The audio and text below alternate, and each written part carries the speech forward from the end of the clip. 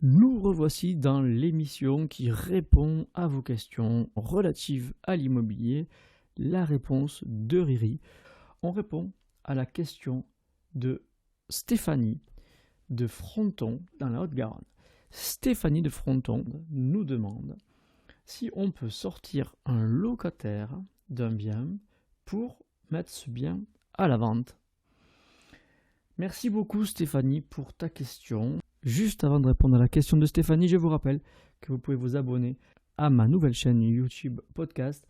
Dans la description, pensez à cliquer sur la petite cloche. Vous pouvez aussi vous inscrire sur Spotify. Il y a tous les liens dans la description. Donc, est-ce qu'on peut sortir un locataire d'un bien immobilier pour le mettre en vente? Alors, c'est un petit peu plus compliqué que ça, Stéphanie. On ne peut pas sortir un locataire comme ça d'un bien qu'on veut mettre en vente ou qu'on a mis à la vente. Pour sortir le locataire, il faut lui envoyer un courrier recommandé avec un préavis de 6 mois. Et attention à la date anniversaire du bail. Si par exemple vous êtes sur un bail de 3 ans, il faudra donc attendre à la fin des 3 ans et lui envoyer cette lettre recommandée 6 mois auparavant pour effectivement qu'il sorte de la maison. Pour effectivement des raisons valables. La vente en est une ou pour pouvoir y habiter.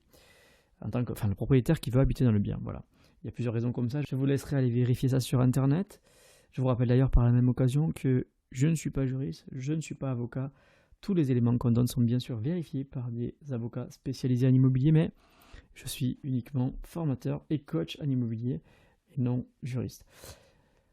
Donc voilà, j'espère que j'ai répondu à ta question Stéphanie. Ce qu'il faut savoir par contre par rapport à ça, c'est qu'un locataire est prioritaire sur un achat. Ça veut dire que si par exemple on vend un bien, le notaire est censé envoyer une demande au locataire pour voir s'il est intéressé ou pas pour le bien au même prix que la vente doit être réalisée. Ça veut dire quoi? Ça veut dire que si le locataire était intéressé par la vente, eh bien, il serait préempteur, entre guillemets, c'est-à-dire comme la mairie pourrait faire une préemption et récupérer le bien à la place de l'acheteur. Donc l'acheteur, bien entendu, serait lésé dans cette affaire puisqu'il ne pourrait plus acheter le bien. Le vendeur, lui, pourrait vendre et l'agence immobilière serait rémunérée au même tarif qu'elle avait prévu au départ. Voilà, donc j'espère que j'ai répondu à ta question, Stéphanie. N'hésite pas d'ailleurs à aller sur les commentaires et nous dire si c'est le cas, si c'était bien la question que tu avais posée, si ça répond bien à ta question. N'hésitez pas d'ailleurs à poser vos questions sur radiotransac.fr. Vous allez sur radio-transac.fr, du numéro 6. Vous allez dans dédicace audio et vous nous posez votre question et j'y réponds dès que je peux, tous les jeudis de 15h à 16h.